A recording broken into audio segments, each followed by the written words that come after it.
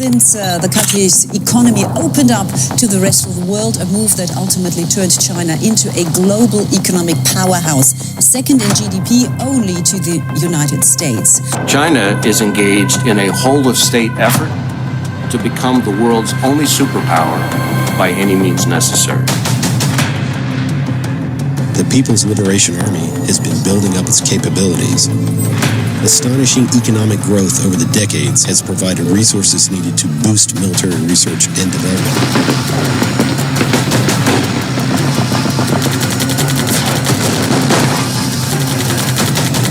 China's Belt and Road Initiative is the most expensive infrastructure project in history. The initiative is also building China's influence. I think China's playing the long game here, but they want to be the #1 economic power in the world. On Nov 2021, when Apple's manufacturing hub in Zhengzhou, China, temporarily shut down in November, it was clear Apple needed to rethink its supply chain. The shutdown, which Bloomberg reported could result in a shortage of 6 million iPhone 14 Pro and Pro Max units, means wait times are now stretching past the holiday season. On Saturday, the Wall Street Journal reported Apple was accelerating the expansion of its manufacturing base outside China. Apple began making plans to move more of its production outside China in May after experiencing a bout of supply chain delays after shutdowns over the zero-COVID policy and protests surrounding it. For this they considered India. But why India is second priority? Let's explore. Times History of China. The earliest known written records of the history of China date from as early as 1250 BC.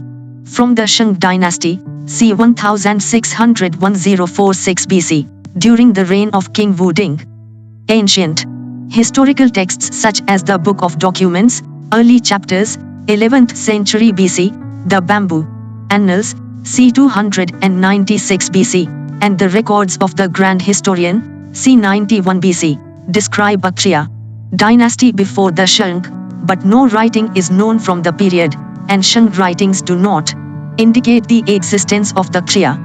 The Shang ruled in the Yellow River Valley, which is commonly held to be the cradle of Chinese civilization.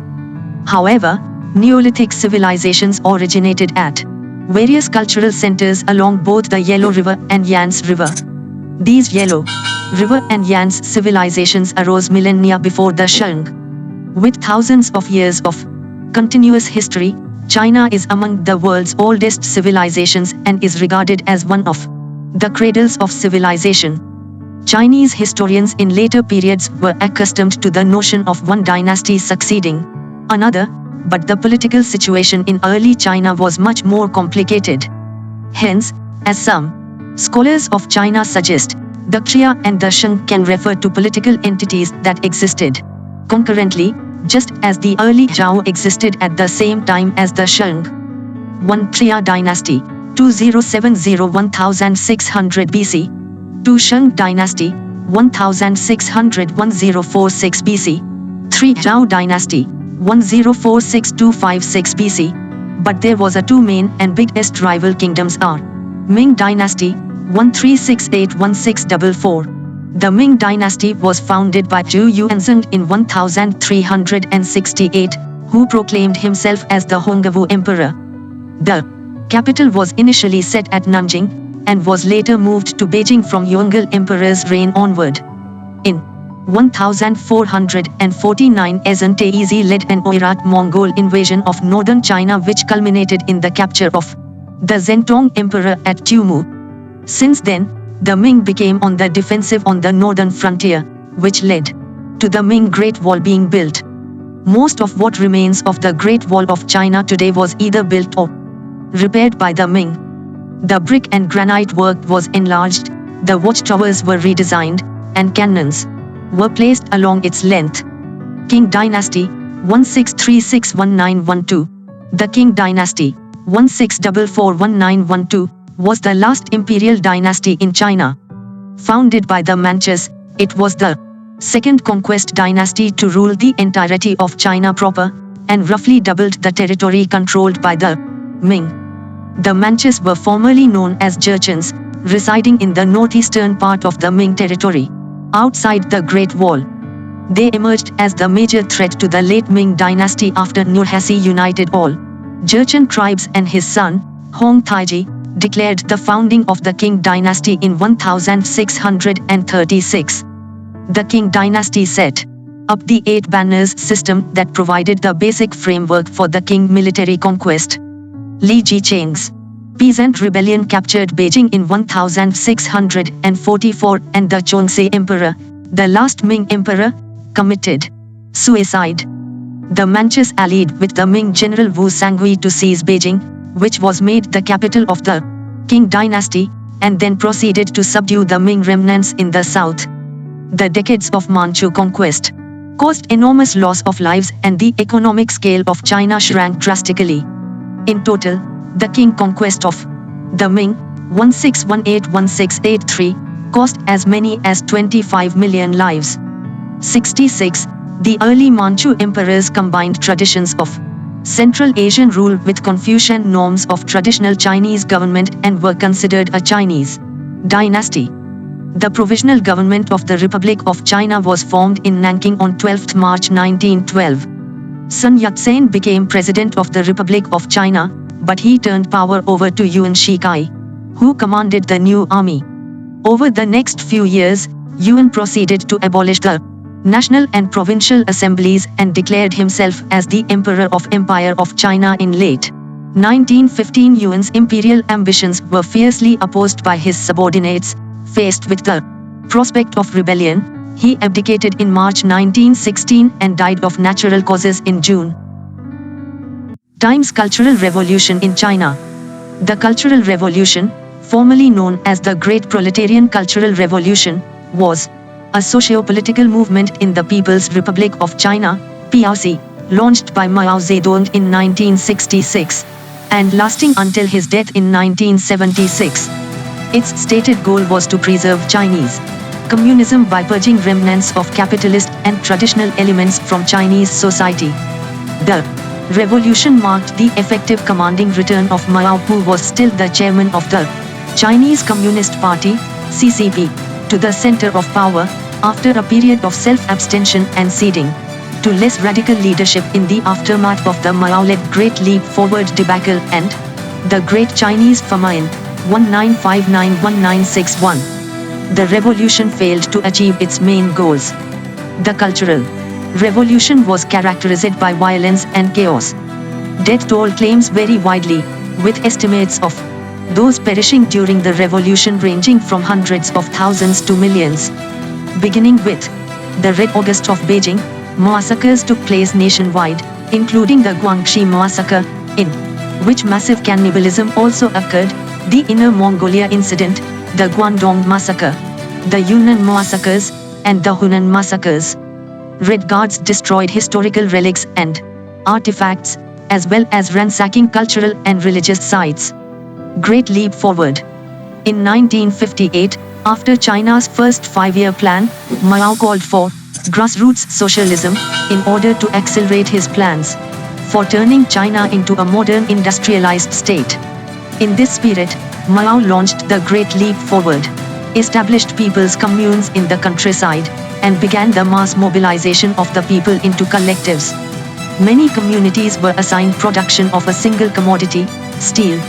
Mao vowed to increase agricultural production to twice that of 1957 levels. The Great Leap was an economic failure.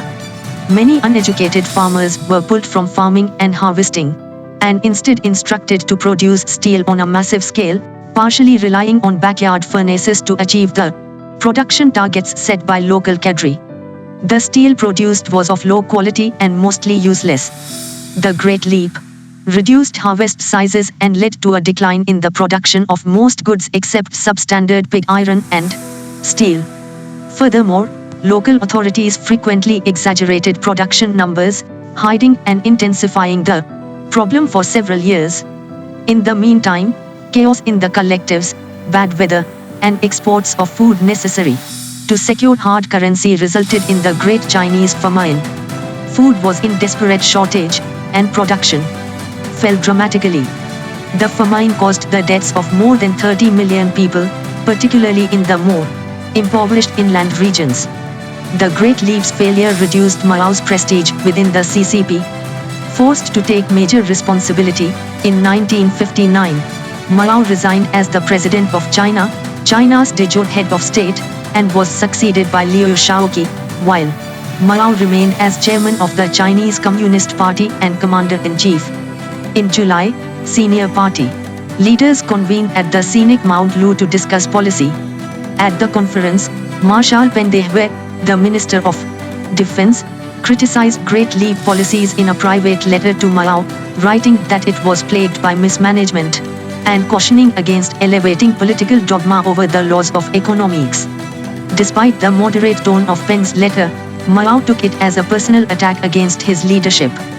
Following the conference, Mao had Pen removed from his posts, and accused him of being a right opportunist. Pen was replaced by Lin Biao, another Revolutionary Army general who became a more staunch Mao supporter later in his career. While the Lushan conference served as a death knell for Pen, Mao's most vocal critic, it led to a shift of power to moderates led by Liu Shaoqi and Deng Xiaoping, who took effective control of the economy following 1959. By the early 1960s, many of the Great Leap's economic policies were reversed by initiatives spearheaded by Liu, Deng, and Premier Zhao Enlai.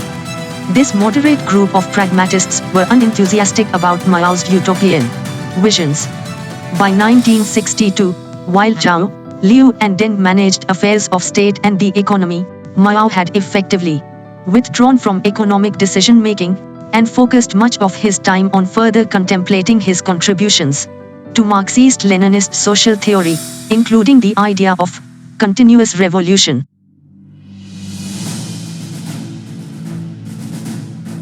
Times Industrialization of China.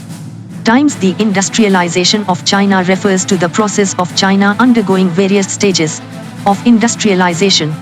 The focus is on the period after the establishment of the People's Republic of China, where China experienced its most notable growths in industrialization.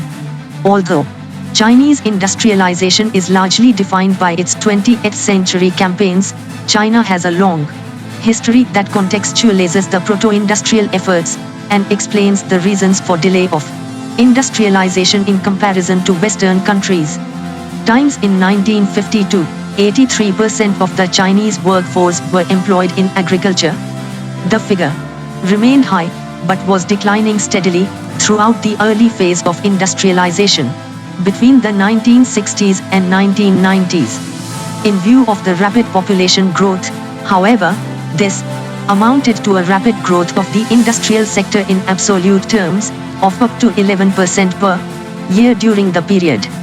By 1977, the fraction of the workforce employed in agriculture had fallen to about 77%, and by 2012, to 33%. Times in the state of Wu of China, steel was first made, preceding the Europeans by over 1,000 years.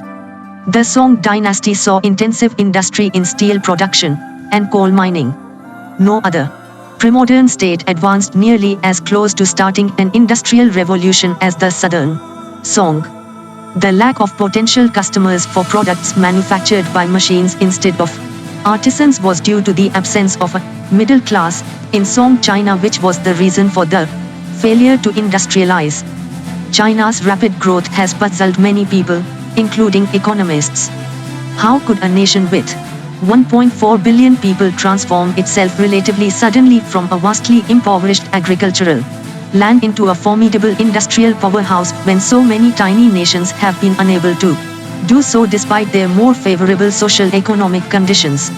Among the many conflicting views that have emerged to interpret China's rise, two stand out as the most popular and provocative.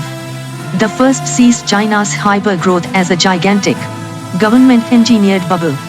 It is not sustainable and will collapse because China has no democracy, no human rights, no freedom of speech, no rule of law, no Western-style legal system, no well-functioning markets, no private banking sector, no protection of intellectual property, no ability to innovate, other than copying and stealing Western technologies, and business secrets, nor a host of other things that the West has possessed for centuries and have proved essential for Western prosperity and technological dominance.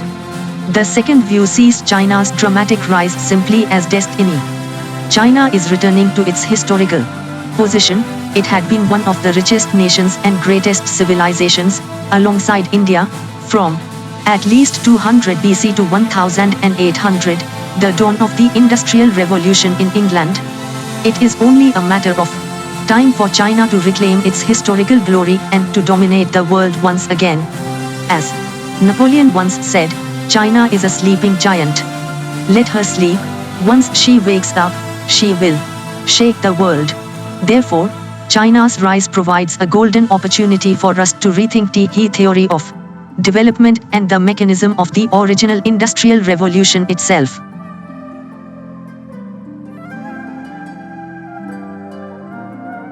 How China become manufacturing hub.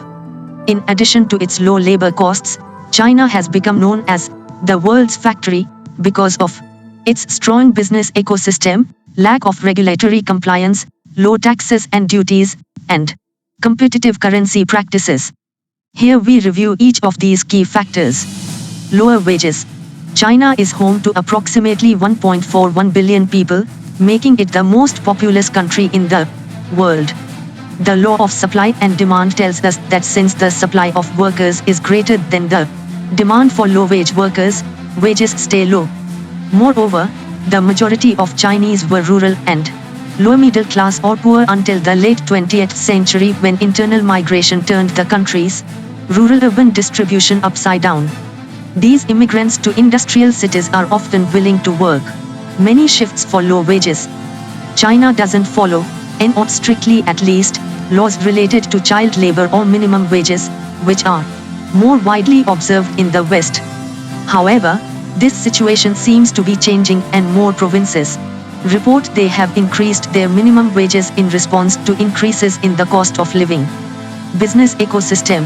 Industrial production does not take place in isolation, but rather relies on networks of suppliers, component manufacturers, distributors, government agencies, and customers who are all involved in the process of production through competition and cooperation. The business ecosystem in China has evolved quite a lot in the last 30 years. For example, Shenzhen, a city bordering Hong Kong in the southeast, has evolved as a hub for the electronics industry. It has cultivated an ecosystem to support the manufacturing supply chain, including component manufacturers, low-cost workers, a technical workforce, assembly suppliers, and customers. Lower compliance. Manufacturers in the West are expected to comply with certain basic guidelines with regards to child labor, involuntary labor, health and safety norms, wage laws, and protection of the environment. Chinese factories are known for not following most of these laws and guidelines. 3. Historically, Chinese factories have employed child labor, have had long shift hours, and have not provided the workers with compensation insurance. 3. Some factories even have policies where the workers are paid once a year, a strategy to keep them from quitting before the year is out.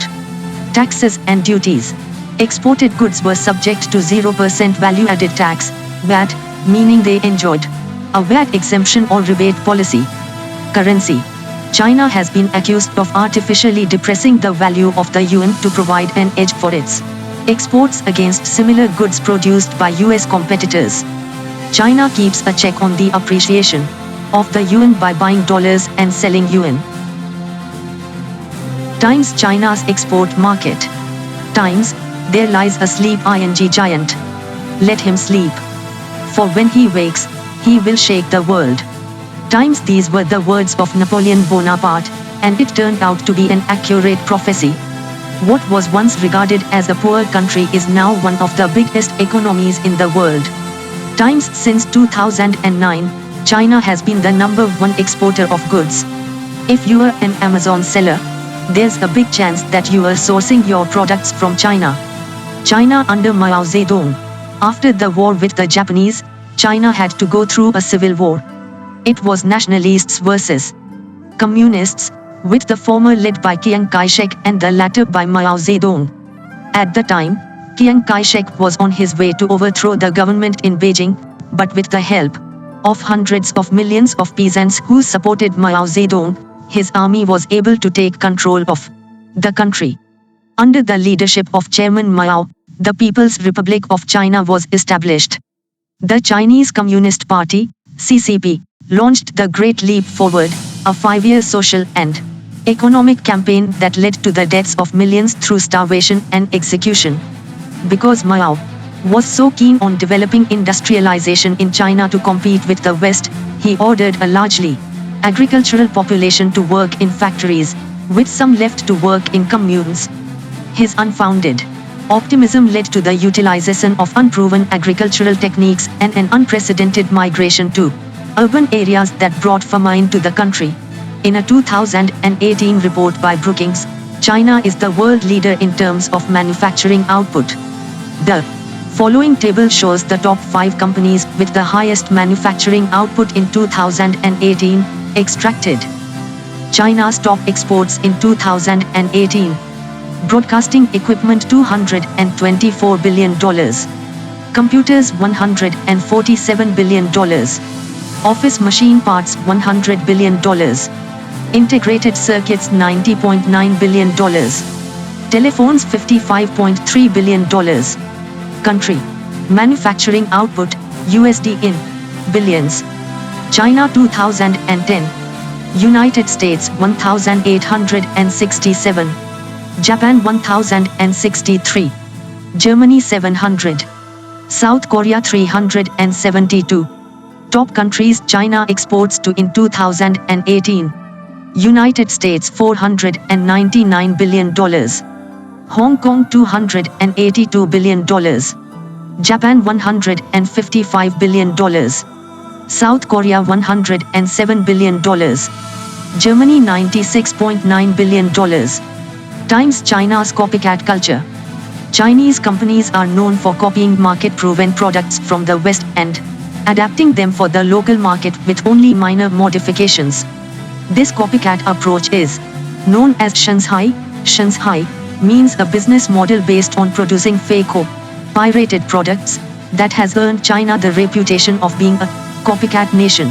Shanghai has been prevalent in China in recent decades, and this has earned China the reputation of being a copycat nation. China's preferential policies that restrict market access and the lack of intellectual property protection give Chinese companies an unfair home advantage to create copies. The most unique part of the ecosystem lies in the attitude to sharing techniques and skills. In the West, patents are considered to be the ultimate tool to protect intellectual property. How China's copycats beat the Silicon Valley titan at its own game. The success of many Chinese companies has depended on their ability to evolve and adapt foreign ideas for the mass market. Out of Shanghai ecosystem have arisen some of the world's most innovative and dominant brands. For example, Huawei and Xiaomi have roots in this culture. Alibaba initially adopted an eBay-like model, but it has gone through so many changes that today it can be best described as a combination of at least 3 internet titans: Google, eBay and Amazon. Another example is Tencent, which launched a simple mobile messenger WeChat in 2011. It gradually evolved into a global super app, combining the features of WhatsApp, Facebook, Instagram, Skype, Uber, Tinder and others. Today, WeChat has over 1 billion monthly active users worldwide. Some business fakes made in China. EXP, Disney theme park. One of the most glaring examples is the Beijing Shijingshan amusement park, which is run by the Shijingshan district government. Starbucks, Sitahi Coffee, KFC, KLG, Harry Potter, Nike, Neighbours Disney Store, McDonald's. Times big GDP of China. The People's Republic of China has an upper middle income developing mixed socialist market economy that incorporates economic planning through industrial policies and strategic 5-year plans. It has the world's second largest economy by nominal GDP, totaling times dictatorship or democracy. What is democracy? Democracy is a form of government in which the majority of people elect the government. Furthermore, the general public takes interest in this form of government as they have the right to elect their representatives. Moreover, public participation is very important in a democratic system. Also, the citizens of the country participate and are aware of social issues and their right to vote. Furthermore, there is a sense of responsibility in the people. Besides, the representatives are elected by means of elections and they are monitored impartially to ensure system integrity. What is a dictatorship? It is a form of government in which absolute power is in the hands of the dictator. Also, the dictator exercises this power in his self-interest. Furthermore, the dictator acts like the whole nation itself. China and India are the two emerging economies in the world. As of 2021, China and India are the second and fifth largest economies in the world, respectively, on a nominal basis. On a PPP basis, China is at first, and India is at third place. Both countries share 21% and 26% of the total global wealth in nominal and PPP terms, respectively. Among Asian countries, China and India together contribute more than half of Asia's GDP. India is great, and in 10 years we will also cross GDP by 5 times. Jai Hind, Jai Bharat.